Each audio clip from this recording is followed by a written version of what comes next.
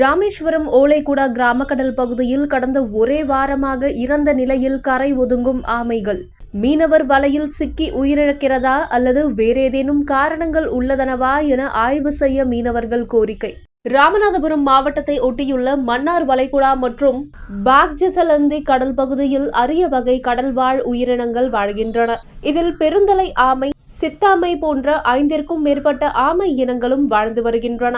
இந்த ஆமை இனங்களை பாதுகாக்க மன்னார் வளைகுடா உயிர்கோள காப்பகம் சார்பில் வனத்துறையினர் கடல் ஆமைகளின் முக்கியத்துவம் குறித்து மீனவர்கள் மற்றும் மீனவர் கிராமங்களில் விழிப்புணர்வு ஏற்படுத்தியும் கடற்கரை ஓரத்தில் ஆமைகள் இடும் முட்டைகளை பாதுகாப்பாக சேகரித்து ஆமை குஞ்சு பொறிப்பக்கத்தில் வளர்த்து ஆமைகளை வளர்க்கவும் எண்ணிக்கையை அதிகரிக்க செய்யவும் பல்வேறு முயற்சிகளை மேற்கொண்டு வருகின்றன.